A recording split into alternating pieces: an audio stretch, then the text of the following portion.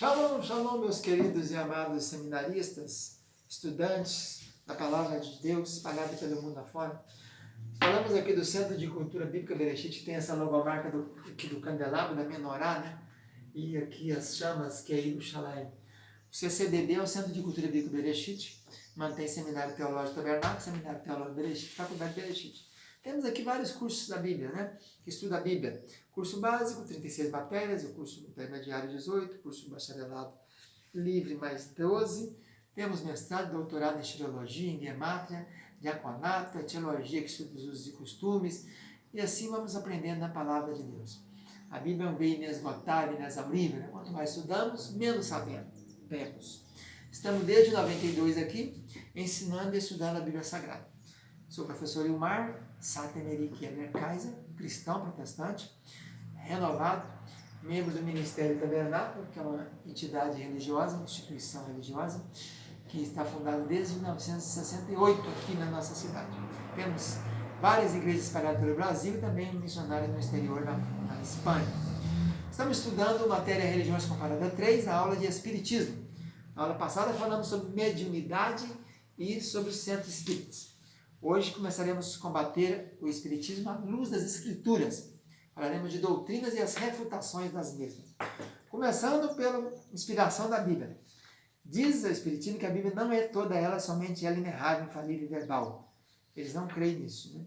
Mas a Bíblia diz em 2 Timóteo 3,16 que toda a Escritura é divinamente inspirada e proveitosa para ensinar, redarguir, corrigir e instruir em justiça. E 2 Pedro diz que a profecia nunca foi produzida por vontade de homem algum, mas os homens santos de Deus falaram inspirados pelo Espírito Santo.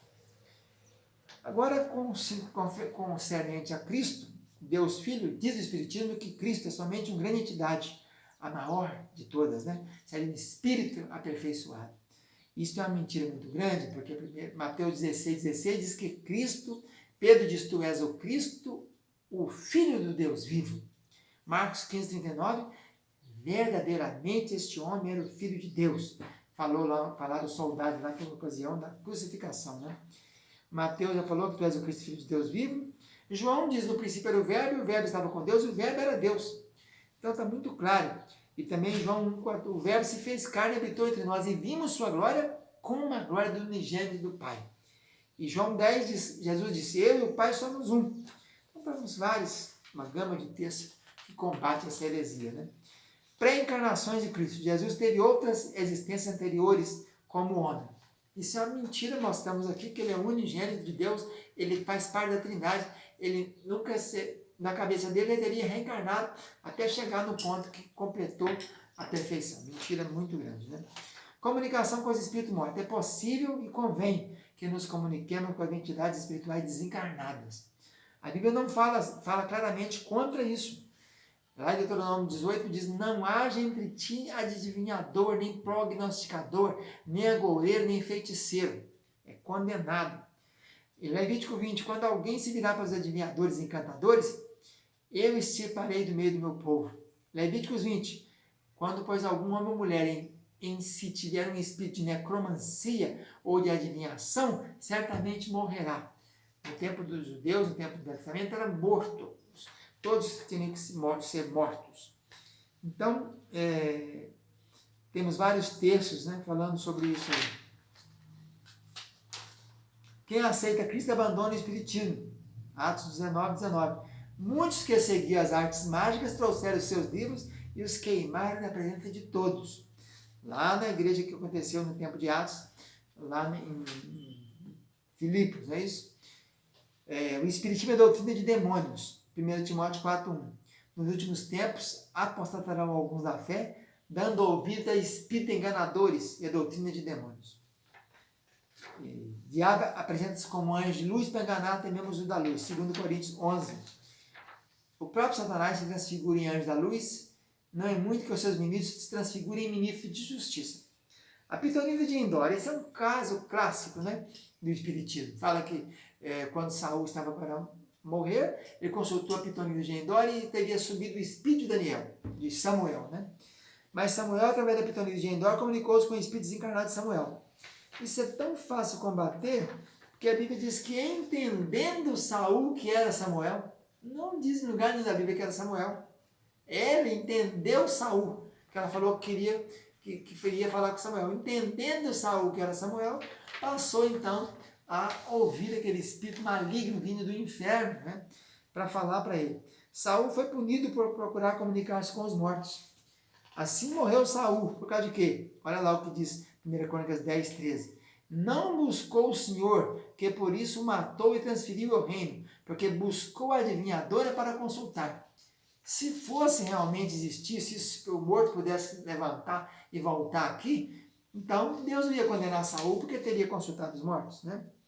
Então está muito bem claro, né? Que são Deus, somente Ele é o único autor da sua vez. E Ele que pode permitir isso. E, irmão, se o Senhor não falou a ele por Urim, nem por Tumim, nem por profeta, ia falar por uma coisa que ele condenava? Que ele condenava os adivinhos, ele condenava os prognosticadores? Então há um só Deus e um mediador só entre Deus e os homens. Só tem um médio, que é Jesus Cristo, né? Espíritos guia mediadores. Espírito de luz que nos ama, quer nos guiar e nos ajudar. São benéficos intermediários. Não existe mediador. O único mediador entre Deus e os homens é Jesus Cristo. 1 Timóteo 2, versículo 5. Aos homens está ordenado morrer uma só vez, então não tem reencarnação. Morre uma só vez, vindo depois disso o juízo. Hebreus 9, 27. Então não existe encarnação. Porque se existisse, o Senhor tinha falado para o ladrão na cruz, em Lucas 23, 43. Hoje mesmo estarás comigo no paraíso. E ele fala, não, você depois de rodar, reencarnar várias vezes, um dia você vai estar comigo. Reencarnação, lei do karma, que é além da lei do karma, poderia explicar. Miséria, defeitos físicos, etc. Não tem. Se o espírito tem que reencarnar, tem que ficar sofrendo até se aperfeiçoar, né? Não foi assim, para que se manifestem nele as obras de Deus. João 9, versículo 3. Podem ser permitidos para manifestar a glória de Deus. Note o justo Ló, né? Jó passou por tribulações, por provação. Né? Sabemos que todas as coisas contribuem juntamente para o bem daqueles que amam a Deus, daqueles que são chamados segundo o seu propósito. Romanos 8, 28. Deus faz com que todas as coisas cooperem para o bem daqueles que o amam. Mesma aprovação será benéfica para os servos de Deus. Reencarnação, lei da causa e efeito. Mas há a lei da causa e efeito, temos que pagar o que fizemos aqui. Olha, só o que o descrente não paga aqui, mas também se no inferno. A Bíblia diz que o inferno é preparado para o diabo e seus anjos, mas o homem se decidiu entrar lá, porque não quis ser salvo. Né? Quanto aos fornicadores, feiticeiros, idólatras, sua parte será no lago que arde com fogo e enxofre, a segunda morte, Apocalipse 21, 8. Todos os pecados do crente já foram pagos por Cristo. Cristo paga tudo. Quem aceita a redenção pelo sangue de Jesus está livre de qualquer pecado. Ninguém vai ficar pagando pecado na outra vida. Né? Se confessarmos o nosso pecado, Ele é fiel e justo para nos perdoar e nos purificar de toda injustiça. 1 João 1, 9. Isaías 44, 22. Apaguei as suas transgressões como a névoa, os seus pecados como a nuvem. Torna-te para mim, porque eu os remi. Isaías 43, 25. Eu mesmo sou o que apaga as suas transgressões por amor de mim e dos teus pecados, não me lembro mais. Converteu, confessou o pecado, o sangue de Jesus purifica de todo pecado. O crente nunca será condenado. Quem crê nele não é condenado. Nenhuma condenação há para os que estão em Cristo Jesus. Romanos 8, 1. Reencarnação, novo nascimento. Não temos isso aí. Né? Nós somos gerados de novo na semente de corruptível, mas é incorruptível, pela palavra de Deus. 1 Pedro 1, 23. Não existe reencarnação. Morreu, acabou. Uma vez só. Adelante morreu uma vez só. E depois disso segue-se o juízo. Assim, se alguém está em Cristo, nova criatura é. 2 Coríntios 5, 17. Reencarnação. João Batista foi Elias? Jamais. Ele veio no espírito de Elias, na missão, no mesmo modelo do ministério de Elias. Mas nunca João Batista era espírito reencarnado. Elias foi levado para o céu num carro de fogo e carne e sangue não pode herdar o reino de Deus. Então ele foi transformado seu corpo corruptível num corpo incorruptível, um novo corpo, como o de Jesus, e foi levado para os céus. O espírito de Elias, que era pregar, ministrar, enfrentar as autoridades, né? Então disseram, o espírito de Elias repousa sobre Eliseu. E Elias nunca morreu? Sim, nunca desencarnou. Como é que ele reencarnou? Se Elias não morreu, foi transformado num carro de fogo. O fogo queimou o seu corpo carnal, se tornou um corpo redivivo. Como é que então poderia então Elias agora voltar e reencarnar em alguém se ele não tinha corpo mais? A Bíblia prova em Hebreus 9, 27 que nenhum espírito terá nascido duas vezes no útero. Né? Enoque também diz a Bíblia que ele desapareceu. Com certeza, o seu corpo também foi transformado num novo corpo. João Batista, profeta de Deus, como tal, nunca proclamando mentira, nem erro, desmentiu ser Elias. Perguntaram se era Elias, ele disse, não sou. Então, quem és tu? Ele diz, és Elias? Ele, não sou. João 1, capítulo 1, versículo 19 e 23. Quem és tu, então? Eu sou a voz do que clama no deserto. Endireitar o caminho do Senhor, como disse o profeta Isaías. Então, nem Deus, nem Filho, nem Espírito Santo se enganaram nem mentiram. João foi ali no sentido tipológico, né, no ministério dele. Salvação pelas obras. A Bíblia diz categoricamente que não há salvação pelas obras, salvação é pela fé. Isso não vem de vós, é dom de Deus. Todos pecaram e destituídos estão da glória de Deus. Romanos 3, 23. Não há um justo, não há um sequer. Romanos 3, 10. Né? Todos pecaram, todos se extraviaram.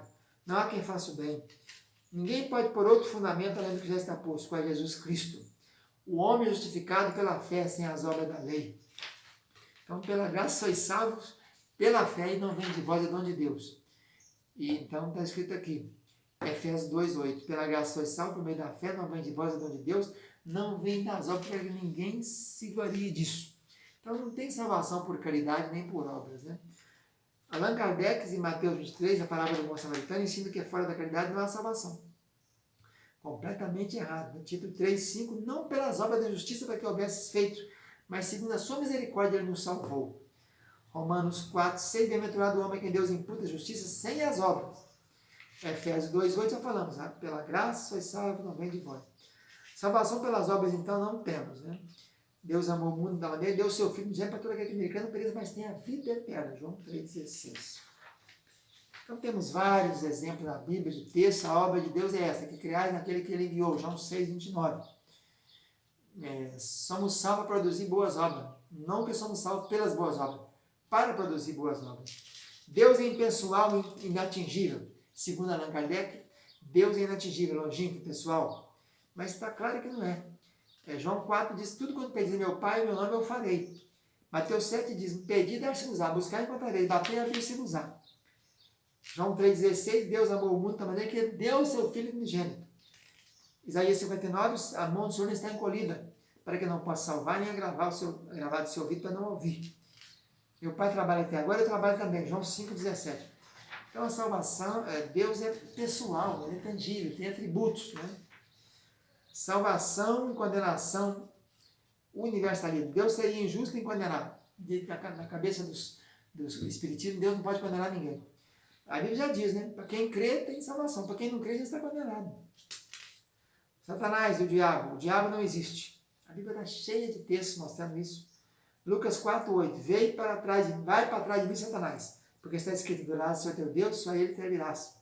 Jó 2,2. De onde vem Satanás? Rodear a terra para passear por ela. Ananias, por que Satanás encheu seu coração? Atos 5. Segundo o Espiritismo, os anjos, no sentido bíblico, não existem. Claro que os anjos apareceram, manifestaram, o anjo do Senhor se manifestou na sarça, manifestou para Manoá, manifestou para Abraão, os anjos serviam, lá em Mateus 4,11, Zacarias, Lucas 1,3, o anjo do Senhor falou para Zacarias, falou para Maria, falou para Isabel, então é muito claro isso aí. A salvação é eterna. Diz ele que não tem salvação eterna, não há céu nem inferno. A Bíblia está claro mostrando isso, né? Nosso Pai que está no céu, Mateus 6,9. Vai e vende tudo que tem, terá no tesouro no céu, Marcos 10,21.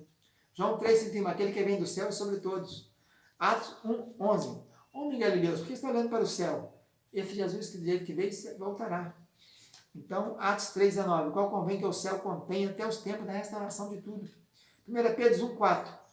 Que não se pode murchar, guardada no céu para vós. Então essas são as principais doutrinas do Espiritismo que nós refutamos pela Bíblia Sagrada. Ficamos por aqui, a paz, tchau, tchau.